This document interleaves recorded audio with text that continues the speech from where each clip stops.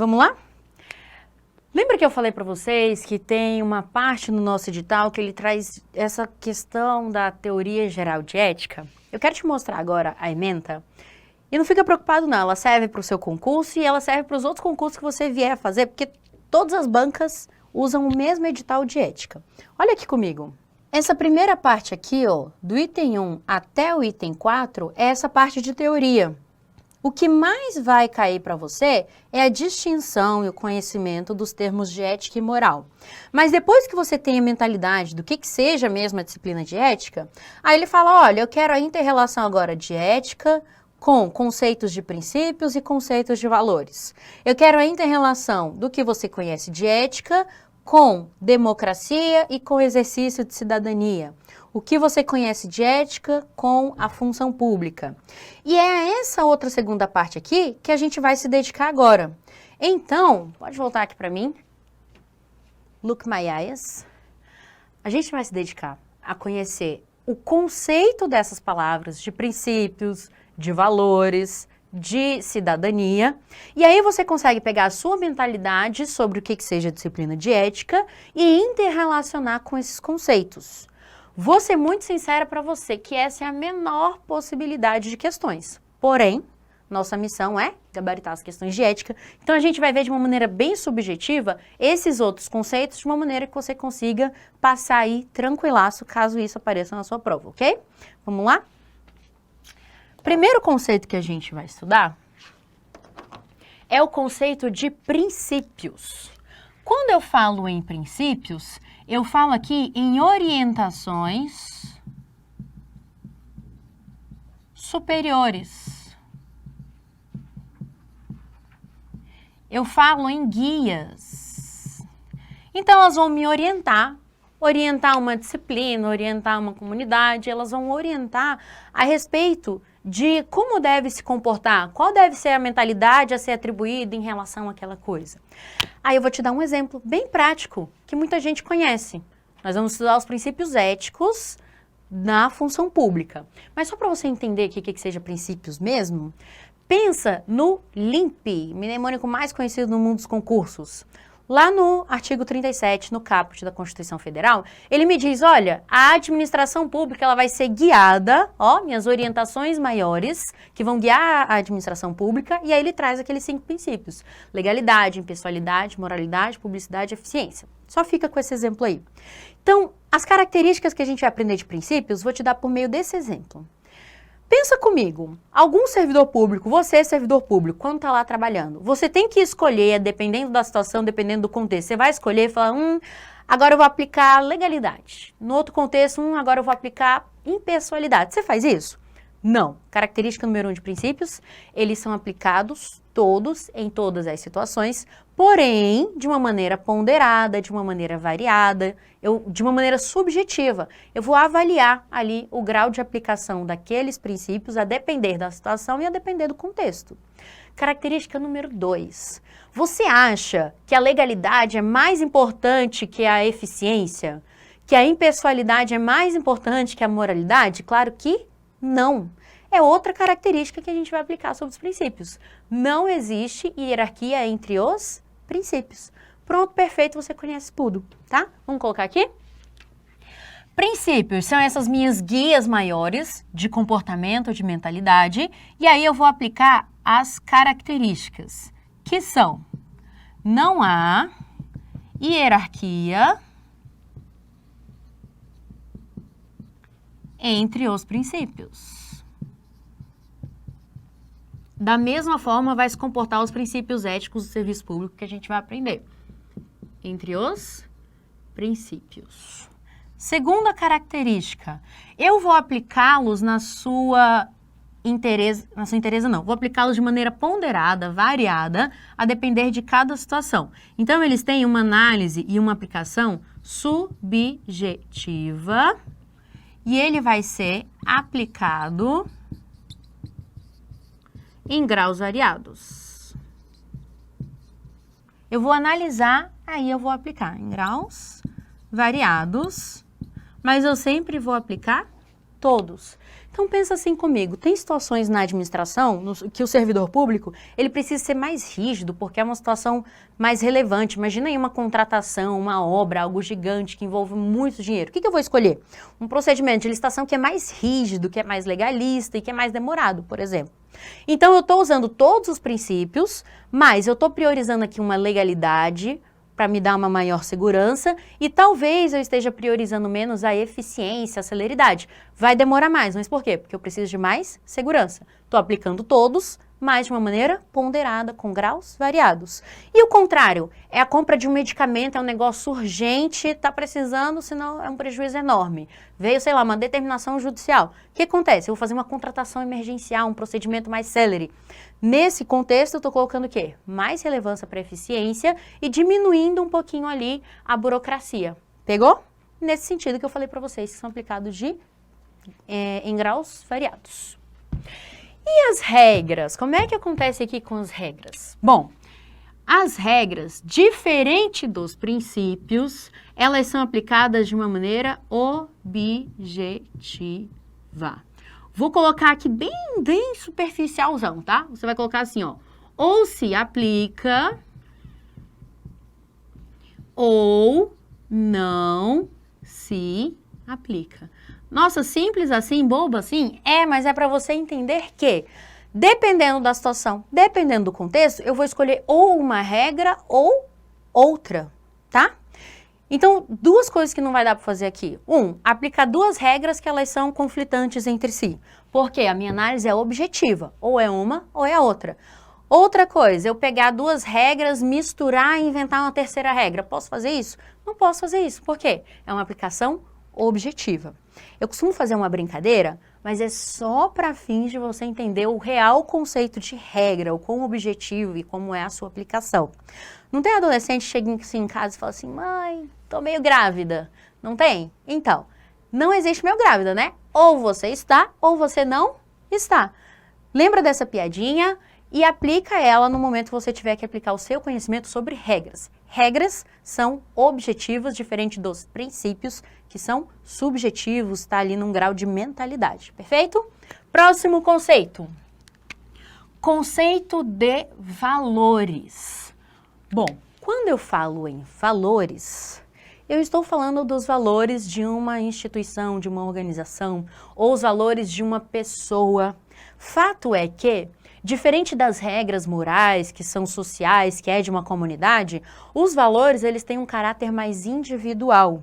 Então eu, professora Vanessa, tenho o meu grupo de valores que eu acho aquilo que é correto, aquilo que é errado e que pode ser diferente do seu grupo de valores, daquilo que você prioriza como sendo correto, como sendo errado. E é daí que a gente tem comportamentos e opiniões diferentes. Bom, de onde vem esses valores então? Ele é individual.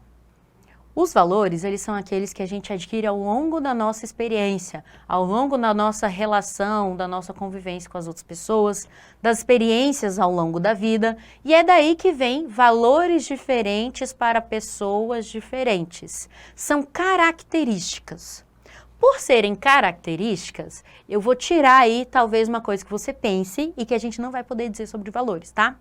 Quando eu falar assim, olha, me dá um valor seu. Aí você, eu sou, sei lá, responsável, sou disciplinado. Não tá. E você pode ter um valor negativo? Eu sou grossa. Pode? Pode. Eu quero que você tire a mentalidade de que valores são só coisas, só qualidades, só características positivas, tá? Então, recapitulando. Valores dizem sobre as características de uma instituição, uma organização ou de uma pessoa, são adquiridos ao longo daquilo que eu pretendo demonstrar que eu tenho como personalidade, ao longo das minhas experiências, da minha vida, e podem ser positivos ou negativos. E é com base nesses valores que eu vou olhar para o indivíduo, para a personalidade de um indivíduo, vou falar, olha, ele tem valores que favorecem a convivência em comunidade. Ele não tem valores que favorecem a convivência em comunidade. É para isso que serve essa nossa relação com a ética. Então vamos aqui identificar o que sejam os nossos valores. Para começar, valores são características de uma pessoa ou de uma organização. Essas características, elas não necessariamente são só positivas, elas podem ser positivas e elas podem ser negativas. E esses valores, eles estão aqui num âmbito mais individual. Fechou? Quando eu falo de virtudes, é só para você fazer uma coisinha. Pegou o conceito de valores, as características, a personalidade de um indivíduo? Aquilo que ele tem para si? Bom, virtude nada mais é do que os valores, é o mesmo conceito. Aquilo que eu adquiro ao longo da minha experiência, aquilo que diz sobre mim, as minhas características, mas são só os valores positivos. Pronto, perfeito, só isso, tá? Simples assim.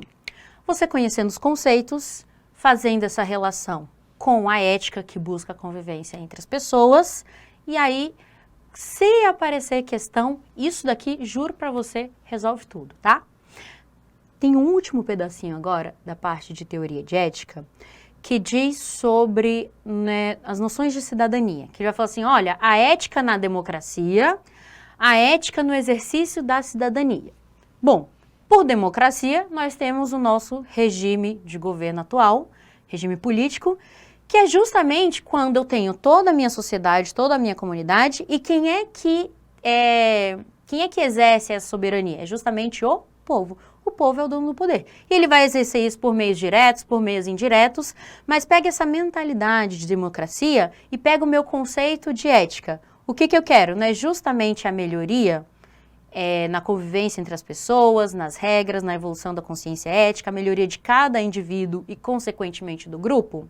Bom, isso vai refletir diretamente na democracia, porque quem eu tenho como sendo o dono do poder é o povo, mas ele exerce de maneira direta ou indireta. E cidadania, quando eu vou traduzir isso, esse aqui eu quero fazer uma conversinha um pouquinho mais detalhada com você. Por cidadania, eu quero que você faça a seguinte distinção. Eu tenho um conceito formal de cidadania e o que a gente vai usar na disciplina de ética é o conceito material de cidadania. Esse conceito formal de cidadania é esse que você aprende em eleitoral, em constitucional. Bom, eu quero que você esqueça todos esses conceitos de cidadania no âmbito formal. Não é isso que eu vou usar aqui. Sabe qual é o conceito de cidadania que a gente vai usar aqui? É aquele indivíduo que ele participa de uma sociedade e como ele participa de uma sociedade, o que ele tem?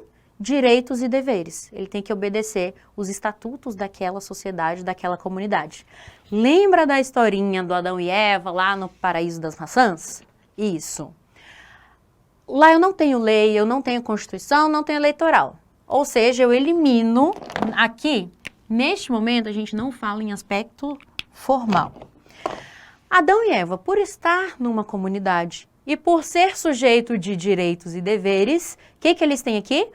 Eles são cidadãos e têm essa percepção de cidadania. É só isso, tá? É num grau de percepção de estar participando de uma comunidade e ter os seus direitos e deveres. Então aqui, vamos colocar bem bonitinho. Um cidadão, ele está, né, ou o exercício da cidadania é justamente essa participação em um grupo e por participar de um grupo, o que eu tenho? Minha percepção de direitos e de deveres. Mas é mais do que isso. Porque direitos e de deveres, imagina aí, todo mundo aqui na nossa sociedade tem os mesmos até. Mas eu estou em um âmbito de percepção. E se eu estou em um âmbito de percepção, a minha cidadania, quando eu conheço os instrumentos para fazer valer os meus direitos e os meus deveres, conhecer esses instrumentos, a gente vai chamar isso de cidadania ativa. Ou seja, o exercício mesmo verdadeiro de cidadania.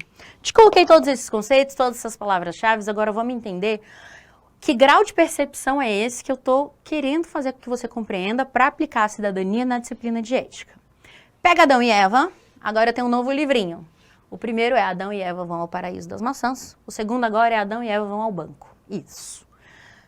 Entra aqui na historinha comigo.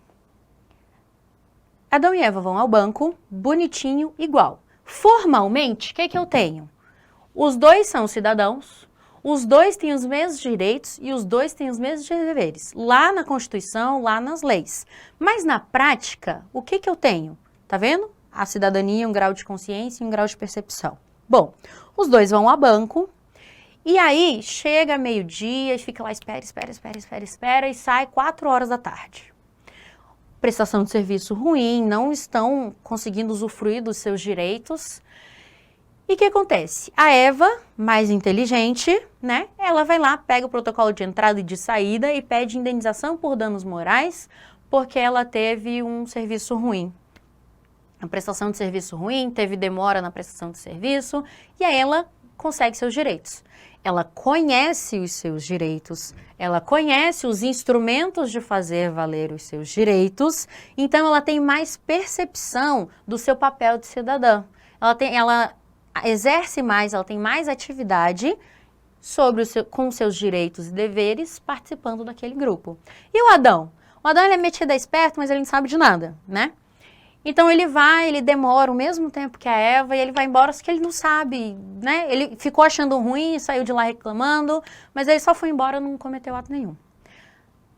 A mesma situação, os dois formalmente nas leis são cidadãos e têm os mesmos direitos, mas um tem percepção dos seus direitos e deveres, conhece seus instrumentos, é ativo na sociedade e o outro não tem todo esse grau de percepção, não tem toda essa consciência de participação de grupo, não conhece seus instrumentos, não faz valer os seus direitos, tá vendo?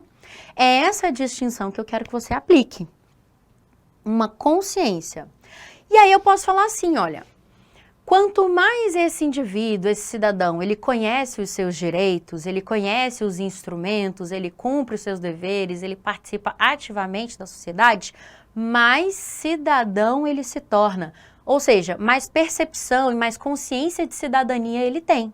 Tá vendo? Porque eu estou num aspecto material, de consciência, de percepção de cidadania. Jamais em toda a sua vida esqueça dessa distinção, tá? Quando a gente fala de cidadania aqui, é uma questão de consciência. Tanto que você vai poder ver em provas frases como a pessoa vai se tornando mais consciente, vai se tornando mais cidadão. Ou um é mais cidadão que outro. Nesse sentido, ó, Eva é mais cidadã que Adão, porque ela tem mais consciência, ela tem mais proatividade na participação do grupo. E é só isso. Mas tem mais uma coisinha que eu quero te dizer em relação a noções de cidadania, que é: quanto mais consciência e percepção, participação no grupo um indivíduo tem, ou todo o grupo tem, menos eu preciso da atuação do Estado. Imagina aí se você trabalha de carteira assinada hoje, suponha. Você obrigatoriamente, o teu empregador ele vai lá e te tira uma porcentagem que é para contribuir para a Previdência Social. Para quando você não conseguir trabalhar porque está doente, ou para um eventual acidente, para quando for se aposentar, tiver idoso e não conseguir mais trabalhar. O Estado te obriga, você não tem a falar, não quero contribuir não, obrigada, tchau, obrigada. Não pode. O Estado ele te obriga, ele vai lá, põe a mãozinha, tira aquela parte e te obriga a participar da Previdência. Para quê? Para depois você não se tornar um risco social, alguém que nem trabalha e nem tem renda. Bom, ele obriga. E por que ele obriga? Imagina aí vocês que não tivesse isso. Você acha que sozinho, todas as pessoas, todos os cidadãos que compõem a sociedade, sozinho iam pensar e falar, deixa eu guardar um pouquinho de dinheiro, deixa eu investir um pouquinho, porque vai que eu fique doente, vai que eu fique idoso e não consiga mais trabalhar, vai que eu fique sem ter como oferir renda. Você acha que sozinho as pessoas conseguem pensar isso? A maioria da nossa população atual? Não, né? Então é por isso que, olha só, quanto menor a consciência, a percepção de cidadania, né, a independência dos indivíduos, a evolução dos indivíduos, mais eu tenho a participação do Estado para conseguir organizar essa comunidade, tá? Então, lembra que eu aprendi? Naturezas inversamente proporcionais? A gente vai aplicar isso aqui agora também, tá? Eu tenho aqui o Estado e eu tenho aqui os cidadãos. Bom, quanto maior a consciência desse cidadão, a percepção dele, o exercício da cidadania, vou até colocar aqui para ficar bem bonitinho aí no seu caderno. Quanto maior o exercício da cidadania, a evolução do indivíduo, menos eu vou precisar do Estado participando e regrando esses indivíduos, esses cidadãos. Aqui, ó, a participação do Estado na individualidade do cidadão.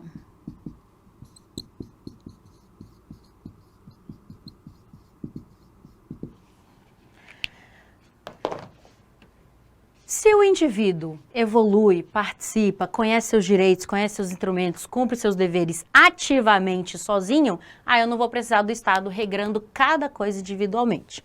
Bom, eu quero que você pegue só essa mentalidade, mas se você for aprofundar um pouquinho e se quiser usar como exemplo para sempre lembrar disso daqui, lembra que lá atrás a gente tinha o quê? O Estado dizia o que podia ser publicado e o que não devia.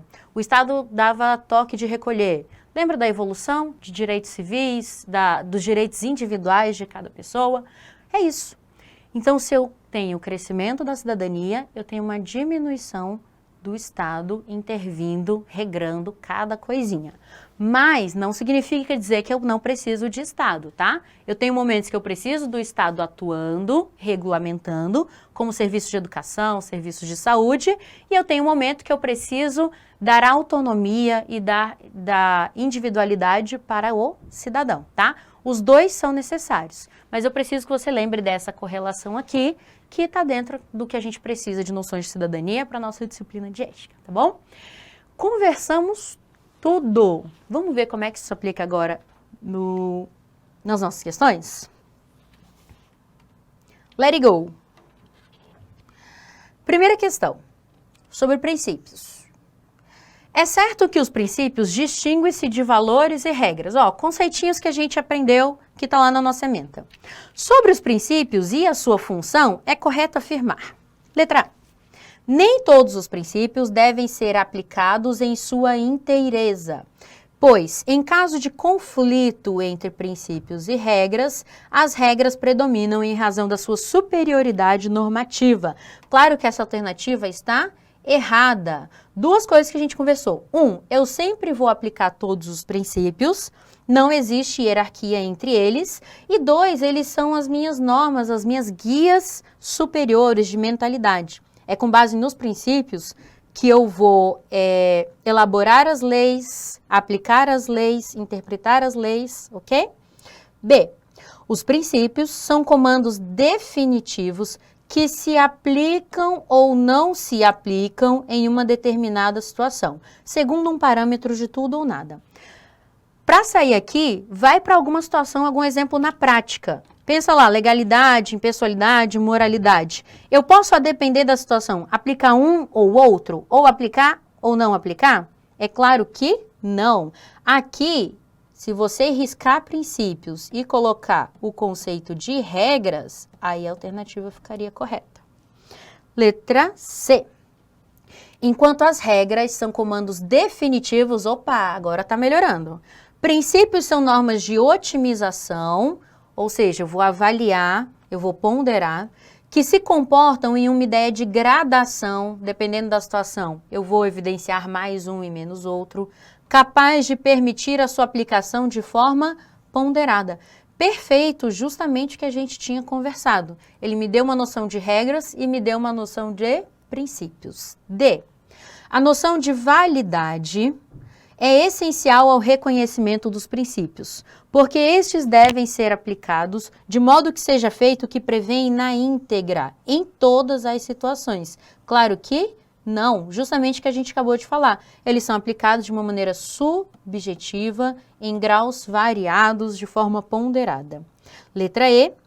Os princípios são valores individuais, oriundos de juízos internos, formulados por cada cidadão.